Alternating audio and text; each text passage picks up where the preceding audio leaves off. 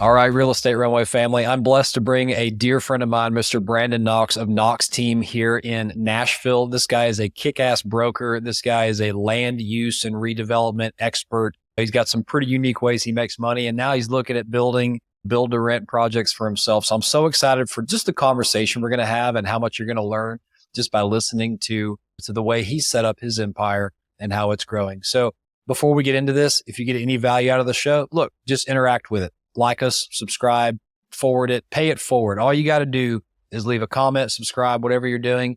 That will get it to more people like you. Pay it forward. All right, let's get right into the show. All right. Real Estate Runway family, welcome to another episode of the Real Estate Runway podcast. I'm your host, Chad Sutton. I'm joined today with my good buddy, Brandon Knox. Brandon and I were actually at a 1% Club event. It's a group of mindset and other Christian men that we get together and just kind of talk about our business and goals and all that. And we were just sitting there talking at the end, like, you know what, we should do a podcast. So here we are. We're going to have some amazing stuff to talk about today. Brandon is a force to be reckoned with in the real estate world. Brandon, welcome to the show, brother. How you doing?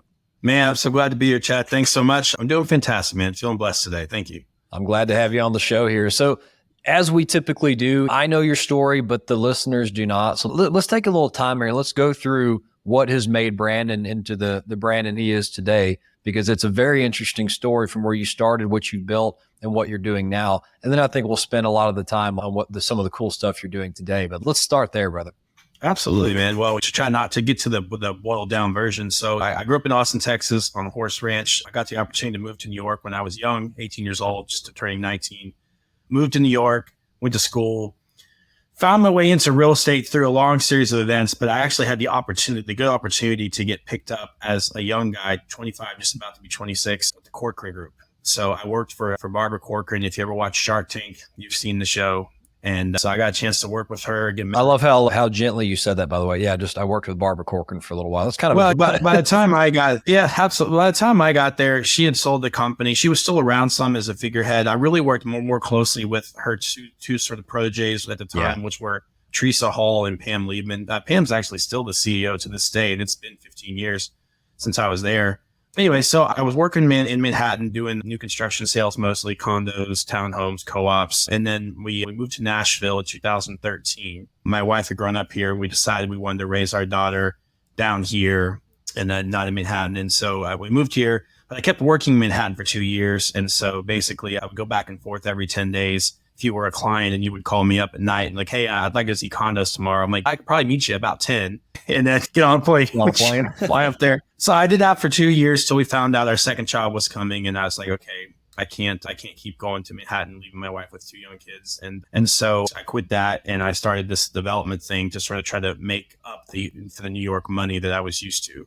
But in terms of my story, I was doing brokerage there. We were pretty good at it. We actually, when my wife joined me, we became top 1% in the country in sales. We were selling a lot of units. Moved down here, and we had been pretty big in the condo world up in Manhattan. A lot of people knew us. We had a name. So I kind of thought to myself, well, I'll move to Nashville. I'm going to take over the condo market, right? So I come down here. A couple of things were wrong with that vision. First off, there was like 6 or 8 condos total at the time in downtown, in the Gulch in downtown. All of them had brokers that lived there, preferred brokers of the sponsor and the developer. They had brokers that had bought units as investments and were using that as an opportunity to work the building. So it was saturated. And I quickly realized that I was going to starve if that was going to be my niche. And so I quickly reinvented myself, as I've done a few times in the past. And I started seeing a hole in the market with builders and developers. Specifically, what I noticed is most of the smaller guys, the guys that are doing 5 to 20 houses a year, they don't have somebody on staff that looks for dirt full time if they're paying a salary. And they're so busy for themselves that they don't really look for dirt until they're done with the current project and looking for a new one.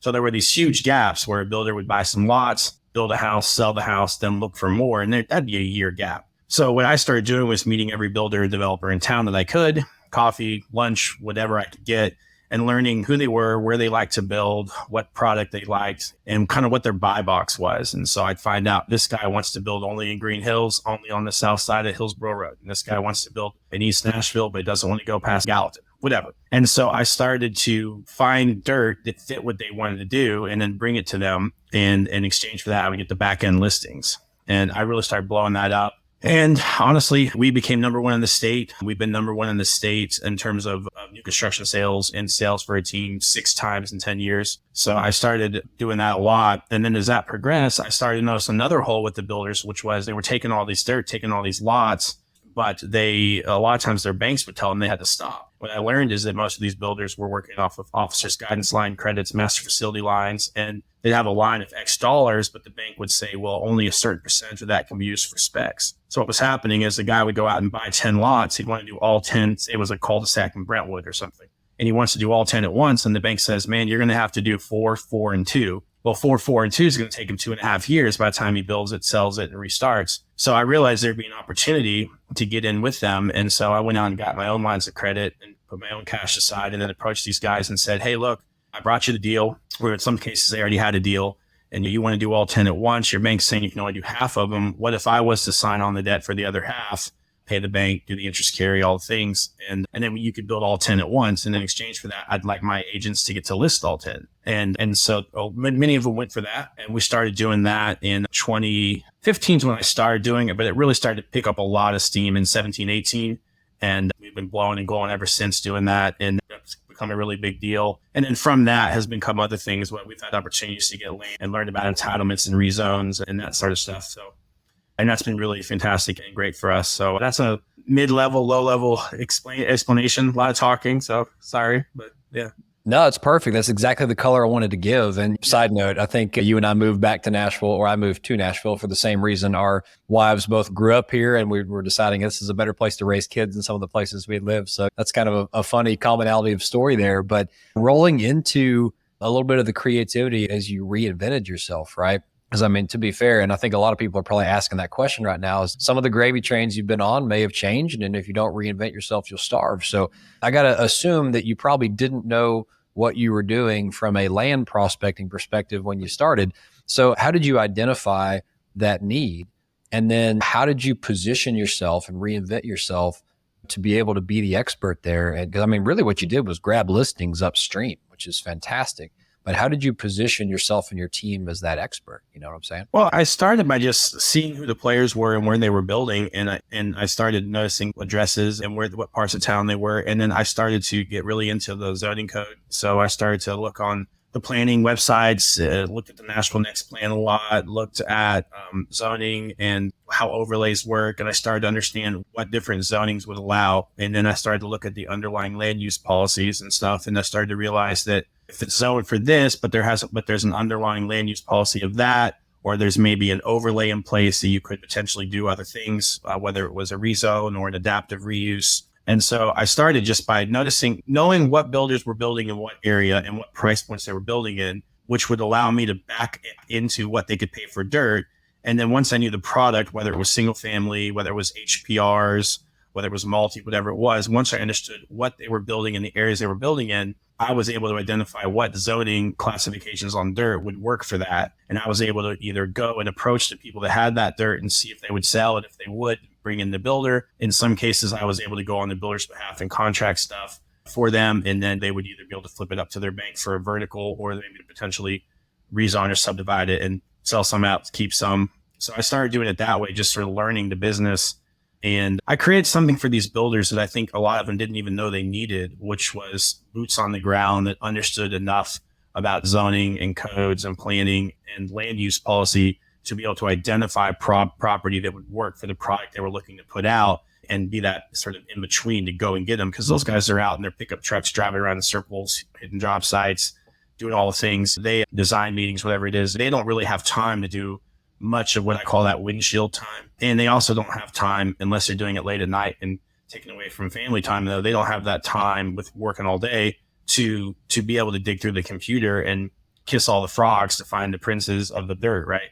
So that I sort of created a niche that way. And then next thing I knew, 70 plus builders were utilizing me for that. Yeah, that's pretty huge. And I think you mentioned it well. You have to kiss a lot of frogs. It's a numbers game. Really, in anything you're acquiring, folks, it's a numbers game to weed through the minutia and stuff that's either never going to sell or isn't going to hit the zoning requirement or whatever happens. Now, and this may be later, I may be jumping ahead, but did you get involved at this point with like helping them change the paper, change the zoning at this point? Yeah. Or would the builder really take over from there at this moment? Yeah, well, so the builder would do that at first. The builder would do that, but I had the opportunity to learn and sit in on a lot of those. And I had the opportunity as I started to do this stuff for these builders and I started to become sort of an important cog in their wheel, if you will. They started to bring me other things. Hey, I've got this acreage here. I'm wondering about this. Or, hey, I'm not going to build this over here. It's kind of zoned for this. What do you think it'd be worth if we zoned it for that? And they were asking questions where I'm like, I don't really know what it would be worth if you changed the density or the zoning. So I started to look into that. And then I started to understand the process that national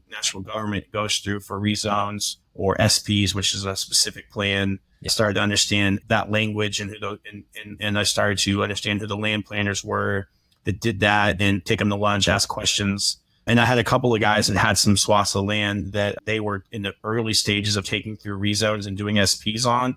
And they kind of brought me in early so I could A, see that process and B, understand like what their end game for that dirt was so that I could go out and try to shop a buyer that would sort of be in position to close contingent on them having a successful rezone. So they kind of knew what they were working for. I would go find a buyer. Piece of land is zoned for 7 houses now, but they're trying to get it zoned for 70. Buyer says, we'll buy it at X dollars if it is zoned for 70. And then the guy I'm working for knows, okay, I've got this person in the wings waiting to close and I know what the price is. So they kind of know what they're working for. So I got to witness and go through a lot of those and be able to get those deals to come to fruition and then see them get flipped. And I got to see the spreads that some of these guys were making. And I started to realize that a lot of these guys were actually making more money on selling the paper than they were on the building and selling of houses. That was really eye-opening for me. I love that you said that. And it's been it's been something I've noticed as well. Now, as a reminder, Team Quattro, we do not build ground up. That's by design, and it may change, but today it's by design. But we've looked at a lot of projects and land that comes our way. Like, I wonder if I would want to build on that. And it's so interesting to see that when you just go look up the city records, right, or the records on the dirt, you're like, holy smokes, that dirt traded for like $100,000 and they're selling it for $3 million right now. And they've owned it for what, 6 months, changed the paper, or maybe a year. It's amazing. I've seen some basis is there. I've seen some insane spreads created in a year or less. I mean, insane. Yeah, and the interesting, and I guess let's talk about risk for a second, because you probably know this a little better than I do. Like, if you're going to play in the land development game, and I don't mean horizontal development, I just mean getting it rezoned, re-entitled, ready for the project. How much risk is there to picking up the property or even just tying it up and then getting the paper changed or possibly failing at it versus what a builder takes on, right? Which is all the hard costs and the time and things of that sort that go with a build. Well, it's not for the faint of heart. I'll tell you that much. And there's a lot of wholesalers out there. So when I started doing it in 2013, there were wholesalers, but not like now. I mean, now I feel like I get a call from a wholesaler every day. It's got some dirt he's trying to flip. Yeah. He's got in contract for $50,000. He's trying to flip to us for $57,500 just to make $7,500. But I mean, it's everywhere. It's prevalent. No harm, no foul with that. But to answer your question, like, there's several ways to do it. The way that I've seen it is the lowest risk. And you do need to make sure you've got the capital to close if it comes to that. Yeah. But the way that I've seen that people have been very successful at it with the least amount of sort of risk and capital at stake, if you will, is to go through just to contract a piece of land at a price that a seller wants. It's maybe a little bit more than the land is worth right then, based on that zoning. The seller's happy because they're getting what they feel is top dollar. And the buyer, and in exchange for the top dollar, you're getting a year and a half, maybe even 2 years, depending on how big it is, to close the deal. And then you start taking it through the zoning process. And what I've noticed is a lot of the guys will have it in their contracts where they don't have to close with the seller that they're in contract with until final. Usually it's 30 days. So that's 30 to 45 days, depending on weekends and business days and calendar days. They don't have to close until the final SP is approved, and then there's a month or so after that. And so in Nashville, if you're doing an SP or a rezone or even an adaptive reuse, but those are quicker. If you're doing an SP or a rezone, you're looking at a minimum of probably 6 months to a year to get that done. SPs take longer. Rezones are a little shorter because they have to have council readings. So when you go initially, you have your first, second, and third council reading. So the way a lot of these guys structure it is, I'm buying your land, Mr. Farmer, we'll say. I'm buying me, the developer, buying the farmer's land for X dollars, and I don't have to close on the farmer's land until 30 days after the third and final council reading when it becomes a bill and is signed by the mayor.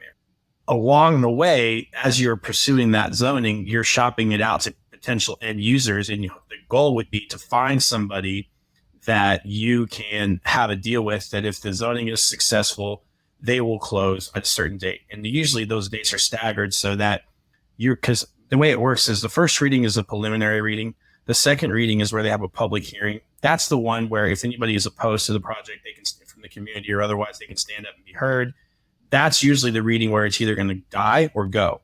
If you get past the second reading and you still have a recommendation of approval from the council, from planning, and from the sponsoring council person, the third reading is more or less a rubber stamp, more or less.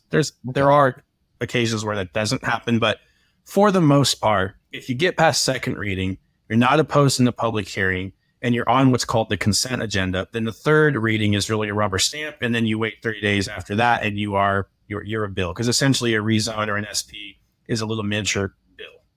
So you get it with the end user that they have to close after that they have to close within 30 days of that second reading, or in conjunction with the third reading when it is approved with the conditions that it's going to be approved with. You have to close then, but you're closing with the original buyers at least 30 or 45 days thereafter. So essentially you're doing a double close, or you're going ahead and buying it early and knowing they're going to take it right out. And if something were to happen and your buyer that you had that was going to be the end buyer was decided like to walk at the 11th hour, you would still have 30 or 45 days to decide if you're going to perform or not, or reflip it or renegotiate your contract. And so they kind of stagger them that way, do I've noticed. Yeah, that makes a lot of sense. It's a good way to minimize risk. And also, I mean, there's certain things you cannot control, right, in this process. So you have to kind of structure the contract accordingly. Before we go to the stuff you're doing today, you used some words earlier that I want to make sure the audience picked up on. One of those is the economic plan, right? Or the master plan or the economic development committee or whatever. It's called all sorts of different things. But the importance of as many times as we preach this on this show, I'm baffled with how many people do not have an understanding of what is going on in their city from a master plan perspective. Let's just maybe chat about the importance of understanding. I just think you have to understand, because what I've noticed, especially as a real estate broker with a lot of younger brokers coming up and even some established ones, is they get a super loose understanding of what zoning means. Like say I'm seeing in Green Hills right now, most of Green Hills on this side of Hillsborough is going to be zoned R20 or R40. So I get a basic understanding that, R20 means I can tear down an old ranch house and I can put 2 HPRs up. And as long as there's 20,000 square feet or more in the lot, I can tear down and put up 2 HPRs, which is a horizontal property regime. Essentially, it's a duplex. And as long as they each take up 10,000 square feet, I can do that. And that is basically true, but it's not always the case. There are a lot of other things that come into account. Lot compatibility, frontage, setbacks, easements, overlays, utilities. There's just so many things. And so what happens is somebody takes 10 minutes to go on Nashville.gov and read that, hey, R20 zoning means 1 or 2 family. Okay, I got it. And then they run around town telling every builder that they understand it. And hey, you should buy this lot. It's zoned R20. Yeah, we can pay $1 million for a tear down in Green Hills because you can split it $500,000 aside and you can spend $1.5 million and build 2 houses. You're in each one for 2 and they'll sell for 3. Look, there's $2 million. It's going to be great. It's just not the case all the time. So you have to take that next step to understand what the base zoning is, but then what the land use policy is, what, if any, overlays and how those are come into contact with the zoning. And then you have to understand things like street setbacks, connector streets versus collector streets, corner lots versus interior lots, utility easements. I mean, there's, if a power line's on your side of the road or the other side of the road, there's going to be a height variance because of the power line for egress. There's just so many things that take a much deeper knowledge and understanding to actually be able to go out and speak to a client about what you can do there, especially clients that don't do their own due diligence. Maybe they're out of state or maybe they're too busy and they're relying on you to make a huge financial decision. And then they come to find out that the lot is not usable for what they thought and what you said. So I think that's important to dig deep on that stuff and really understand it. Yeah. Don't be that buyer, by the way, who distrusts the diligence. Do your diligence always. They're the 2 most important words in this business. Let me tell you how I know that. So, and I guess to touch on what you're doing now a little bit, you mentioned since you kind of became their direct land provider, if you will. Now you've also solved the whole, hey, let me help kind of finance these builders so that there's no limitation to how many homes they can be building at one time in exchange for the listings themselves. So really from the source, you've kind of taken over the new construction retail aspect of it. Yep. Yeah, in some facets. I just realized that there was an opportunity there. You had good builders that do good product that I'm already working with anyways, that I'm already representing them on many of their back end sales that had the capacity to do more, that wanted to do more, and that were hindered by either their bank or their debt to income ratio at any given time in their business or a myriad of things. And I realized I had the opportunity to come in, and I kind of thought to myself, and this was the pitch I kind of made the bank when I approached my bank and said, hey, I'm going to start doing specs. Like, I think I'm your perfect client. I'm already your clients are already using me as the person that helps them vet out dirt and vet out what product to put there. Should it be traditional, modern, garage, no garage, 3-story, 2-story? What are we building? Like, I'm already the person that finds them the dirt. I'm already the person that works with them on what should be put on the dirt. And I'm already the person that sells the back end.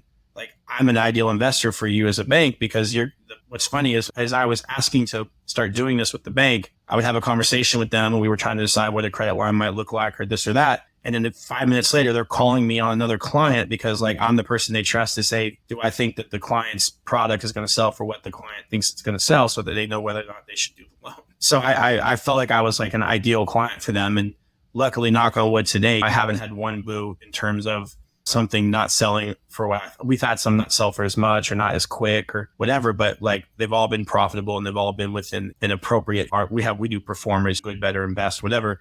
Like, they've all been at least the good, if not better or best. Pretty good track record. Let's kind of jump into what you're doing now, Brandon. I mean, there's some things you're working on. I know you're pretty excited about, maybe particularly on the build to rent aspect. You've set up this pipeline, right, where you've become an expert, and your firm has become an expert in land use and land repurposing and things of that sort. And you figured out how to really guide the pipeline of new inventory through your sales process by adding value to the builders. Well, that in turn generates a good amount of cash and cash flow via commissions and things of that sort on this business. So let's talk about what you're doing on the other aspects of your life, because I know you're pretty excited about some of that stuff. Yeah, I'm obviously looking at how I can create more value and how I can sort of level up. I do have big aspirational goals for long term for my family. I'm really on a path to try to create some generational wealth for my family. That's something that no one in my family's ever really had. And so one thing that's always interested me is how these guys do these large build to rent projects, whether there's subdivisions that are built around it, whether there's more traditional garden style apartments or mid-rises, whatever. That idea, and what really struck me was, I had a rather large tax bill last year, and I was lamenting to my CPA about it. And he kind of explained to me that, hey, let's just say you had, because I've got some land, I'll get to that. Let's just say you had built this building and it was built. The depreciation on this building and the way we could do the cost segregation and the tax credits you would get for building it with certain environmental standards, those things would offset most of your taxes. And I'm like, so you're telling me, had I had the building built, had it been leased out and stabilized, and had we depreciated it correctly, my tax bill would be almost nothing. Like, oh, okay. Like, well, I want to get to that. So I've been buying land and I've been entitling it and working to use the proceeds from my other business, the spec business and my brokerage business, to pay the land off. So now I'm sitting in a position where I have almost 1,000 paid for lots, and they're zoned for multifamily. There's some RM zoning, there's some MUL zoning. So I can essentially do large groups of townhomes. I can do apartment buildings, traditional stacked flat apartment buildings. I can do mixed use with the retail and commercial and restaurant components. So that's exciting to me to figure out how that next level will look like, because the hard part's been done from a standpoint of getting the dirt paid for, so there's no debt and monthly note, and then getting the zoning in place. So to answer your question more succinctly, my next step is to figure out how to actually get those buildings built, get them stabilized, and start to utilize the tools of depreciation and cost segregation on those. I love that, Brandon. And in your kind of thought process, we were talking about this, I think, a couple of weeks ago in Atlanta.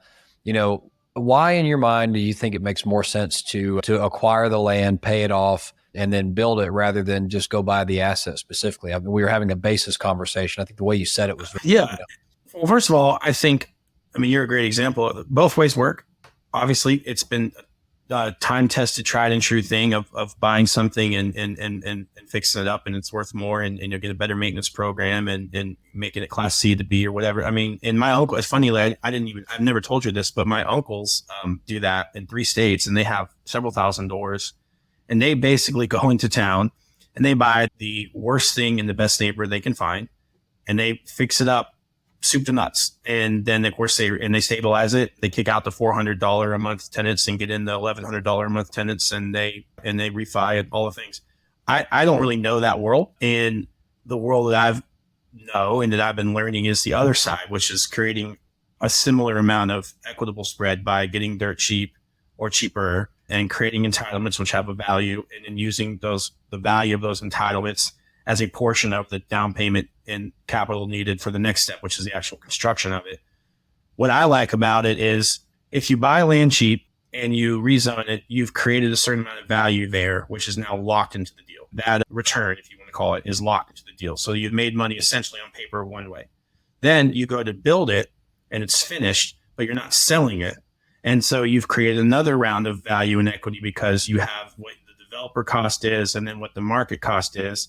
And you're not going to capture that, which a developer would normally build something turnkey and then sell it. So you've got the dirt value locked in. Now you've got the value of the finished units, cost to deliver versus value locked in. And then you get them stabilized and rented. And then you've got the appreciation over time, which it goes up, plus minus the depreciation and the cost seg. So at the end of the day, say 15 years later, you go to sell that. You're going to get the original value of the dirt that you entitled. You're going to get the original value of the unrealized monies that the developer at the time would have gotten. You're going to get all the appreciation. You've enjoyed whatever the cash flow is along the way, and you've been able to depreciate it and cost segregate it on your taxes. So to me, it's like a 4-way win is how I'm looking at it in my head. Yeah. And that's why I'm interested in doing it that way. And you're doing it in your own backyard versus having to go necessarily where the deals are, which may or may not be in your market or even your state. Like my uncles, as I was mentioning, I mean, they're all, and I know you're in 6 or 7 states. I mean, you got to go everywhere to find the deals. I do. I can create the same idea right here, 20 minutes from my house. Yeah. And I wanted you to say it just that way because, folks, this is a different school of thought, right? And what I do not advocate, and because I've seen the basis step ups, I do not advocate if you're going to try to develop, or you are a developer, just going and buying land that's already ready to go and then stacking your basis on top of it and trying to hold it. Because usually you've lost a big chunk there in the very beginning. But if you are acquiring the land, preferably at a pretty good basis, because that's not really usable at the point that you acquire it, you're then going through the trouble of getting it to the point where it can be used for highest and best use of the asset. You then are a local player, and you probably are going to be able to build things at a better basis using local guys rather than national guys that some of the big guys have to use. So you're going to have a better pound for pound into the unit or into the building. And then you have this pretty new asset that, guess what? After you get to enjoy a little cash out refi, some cash flow, some depreciation, you go sell it 10 years down the road. What do people love to buy more than anything? A value add property. Well, when it's 10 years old, it's now a value add property. So it's like, it's a great cycle. If you start at the right level, I think that's really the juice you can squeeze out of this stuff. So Brandon, I love the thought, man. That's my hope. So yeah. The numbers make sense too. So, well, Brandon, we are right at the 30-minute mark. So I'm going to take it over to the Quattro questions. Are you ready, brother? I'll do my best. Let's go. I'm getting good at this. I'm only 7 seconds past the mark. So that's pretty good. Anyway, so awesome. First question, what is your superpower? Could be life or business. And how does it serve you well in life? I think my superpower is my ability to multitask effectively. I talk about it all the time that I'm able to do many things that for someone else each of the things might be their full-time job or could be considered or construed as a full-time job. And I can do them all with a reasonable amount of efficiency and effectiveness. That's a pretty big one. That's called high capacity, brother. That's what that is. Yeah. I have really high capacity.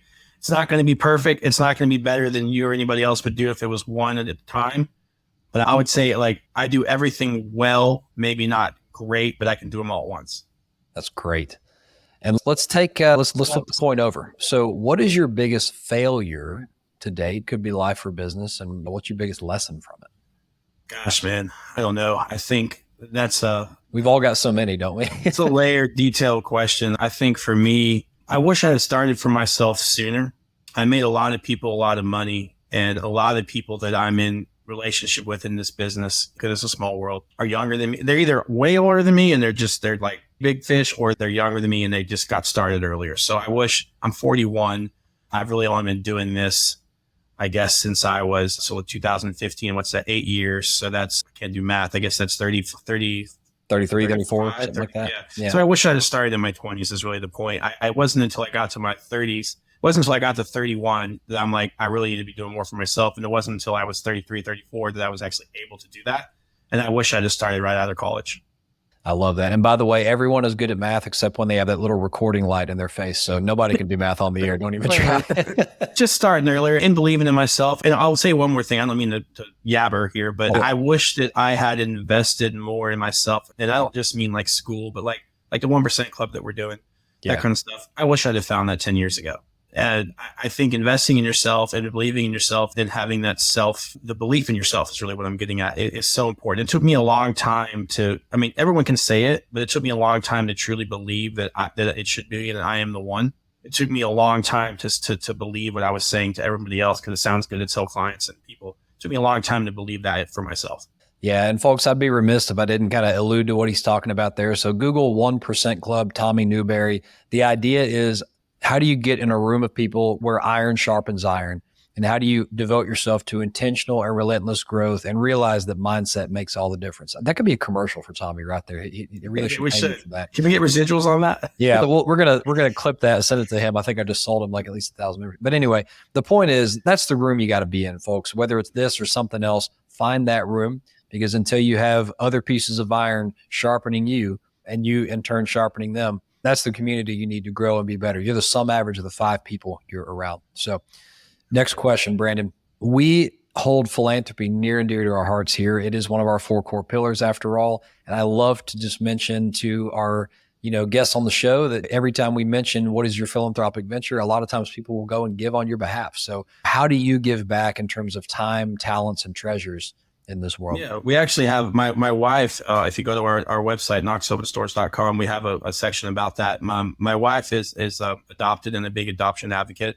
So we do a lot of stuff there. And the church that we attend is big on that too, Church of the City, Franklin. So my wife was recently on the board. She just rolled off, but she Tennessee Alliance for Kids. We do a lot of stuff for kids in foster care and kids that are aging out of foster care. That's a big thing to me. And then another thing that is important to me is I come from a military family, so stuff with veterans is important, and education. The older I'm getting, and the more I'm realizing what just the little bit of education that I'm seeking post college is doing for me, the more I'm realizing that education is something that's important to give back to, so that other people have the opportunity to go out and pursue something like what we're getting to do every day. I love that, brother. And I didn't realize you were at COTC, Church of the City, huh? Yeah, right there. Yeah, right there. That's a great facility here in Nashville. I actually have the COTC daily video thing, the Bible study on my phone. It's pretty cool. Comes out at 5 a.m. every morning. Yeah. Actually, my buddy, our mutual buddy, Chad Schultz, actually has that. On that? Yeah, he got me on that. Yeah, I hit him up too. I almost never miss, every now and then. But. Yeah, I love it, dude. I love it. Well, last question. This one's pretty tough. Are you ready? I'm going to lob it up there for you. What is the best way to get in touch with you and your team should someone want to reach out? Perfect. Thanks, man. I love the plug. Yeah. So you can see my little shirt here. So we're the Knox team. If you're looking to buy, sell, or invest, or you want to learn about how you can use real estate to help create generational family wealth for your family, knoxopenstores.com. My name is Brandon Knox. So anybody on our team, it's their first name at knoxopenstores.com. There's an S on opens and an S on doors. It's plural. So Brandon at Knox Opens Doors, Beth, my wife at Knox Opens Doors, and we're all there to help you. And then if you're interested more in the land entitlement and investment side, you can go to landgroupusa.com and see what we do there. And folks, as always, if you're driving or running or doing whatever you do while you listen to podcasts, just scroll down when you're done with the episode. This will be right there for your clicking pleasure in the show notes. And with that, Brandon, thank you so much for coming on the show today, spitting some value to our listeners. I appreciate you, brother. Hey, man. I love it. Thank you, Chad. Man, family, I hope you enjoyed that episode. So many good nuggets, rather. English is hard. To talking about how you go about in a less risky fashion developing land. There was so many good nuggets in this story. I hope you enjoyed it, and I hope you have something you can take away from it.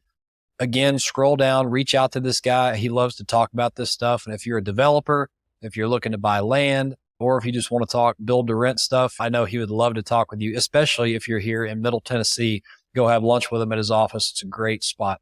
So look, if you got any value out of the show, like us, subscribe, leave a comment, share it with a friend. Just do something to interact with the show, because it's the only way you can pay it forward and really make sure someone else gets the same value that you did. Okay. Love you all. This has been another episode of the Real Estate Runway podcast. Until next time, over and out.